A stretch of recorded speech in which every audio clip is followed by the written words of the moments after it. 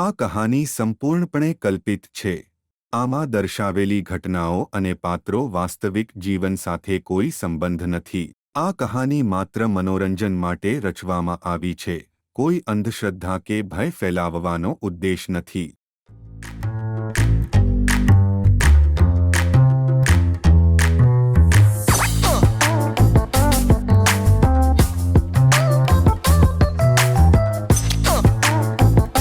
આ છે મેહુલ, જિદ્દી અને નીડર યુવાન.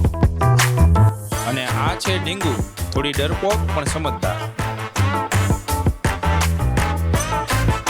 મેહુલે પતંગ ચગાવવા માંડ. આ બધાની પતંગ કાપ નાખવી છે. હા બેન, આજ તો બધાયના પતંગ કાપી નાખવા છે.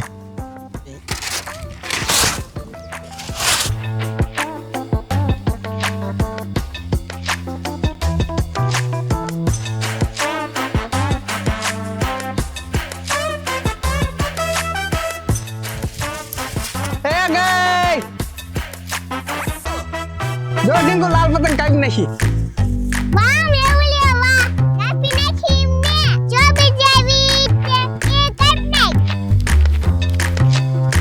એ ગઈ ડીંગુ, આપણી પતંગ કપાઈ ગઈ. હાય મેહુલે, આપણે ઘરે જાવી. આપણી પતંગ કપાઈ ખંડારમાં વાઈ ગઈ. અરે એ તો મારી ફેવરેટ પતંગ હતી. તું અહીંયા રહે, હું હમણાં જ લઈને આવું. ભોરે મેહુલિયા, બાપુ એમ કહેતા હતા કે ખંડારમાં ભૂત થાય છે. હો ડીંગુ, તું તે આ જમાનામાં ભૂત હોતા છે. એ તો બાપુ આપણને બીવરાવા હાથથી કહેતા છે. તું ઘરે જા, હું હમણાં જ લઈને આવું. ના ના ભાઈ, હું તને નહીં જવા દઉં. હાલ ભાઈ, આપણે ઘરે વયો જાવી.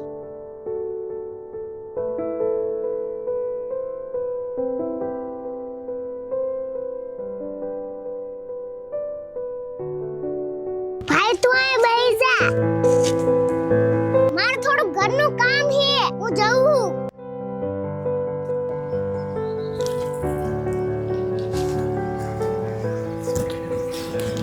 ત્યાં ભૂત હશે કે નહીં, હું શું કરું? મારે પતંગ લેવા તો જાવી જ પડશે.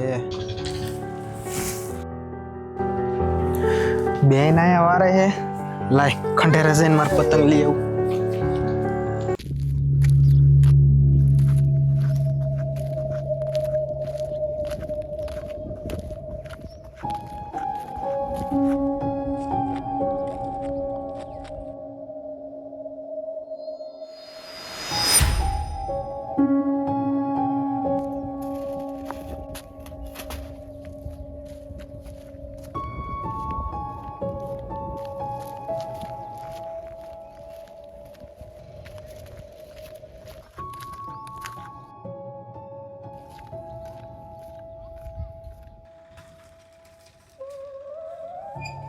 બેન તો અહીંયા નથી.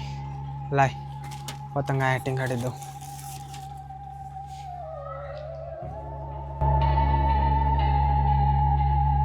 મેહુલ, એ મેહુલ, તારી પતંગ તો અહીંયા છે.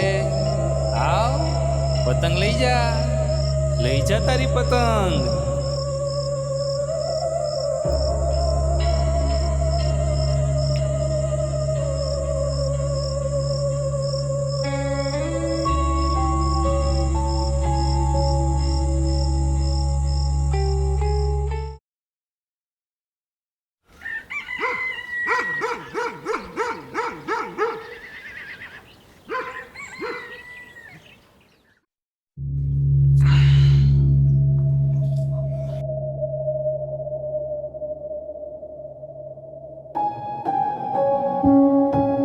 એટલે અમે મારી પતંગ તો અહીંયા ટીંગાડી હતી. ક્યાં ગઈ છે?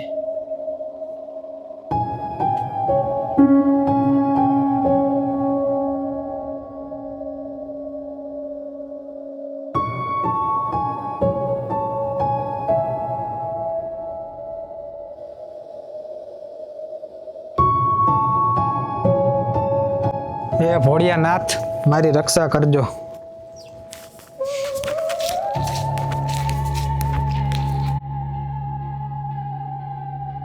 મારી પતંગ આ સામે ખંડેરમાં જ છે.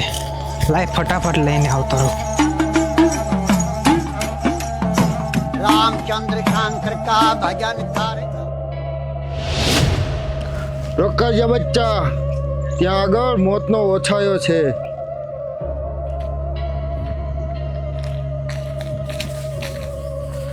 કેમ બાબા ત્યાં શું છે? હું તો મારી પતંગ લેવા જાઉં છું. ત્યાં એક અતૃપ્ત આત્મા ભટકે છે. વર્ષો પહેલા તારી જેમ એક છોકરો ત્યાં પતંગ ગોતવા ગયેલો અને ધાબા પરથી પડી જવાથી તેનું મૃત્યુ પામેલ. આજ પણ તેની આત્મા ત્યાં ભટકે છે. પણ બાબા ત્યાં મને કોઈ બોલાવતું હોય એવું મને લાગે છે. એ તારો ભ્રમ છે. એ જ તને બોલાવે છે. લે આ ભસ્મ, પાછું વળીને જોયા વગર ઘરે વયો જા, નહીતર કાલ સવારે તારો દેહ તે જ ખંડેરમાં મળશે. બચ્ચો ભાઈ બચ્ચો. બેન બેન હું આવું છું.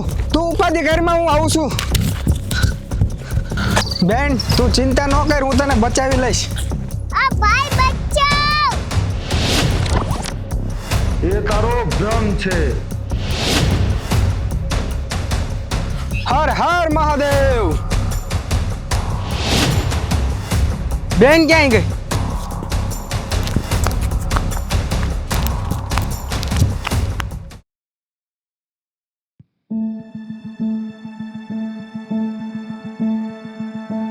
ભાઈ તું કાલ રાતે નિંદરમાં ગભરાઈ ગયો તો શું થયું હતું? કઈ નહીં ઢીંગુ, હવે ક્યારે કોઈ પતંગ પાછળ જેવું જોખમમાં નથી મૂકો, કારણ કે પતંગ તો બીજી આવશે પણ આ જિંદગી નહીં.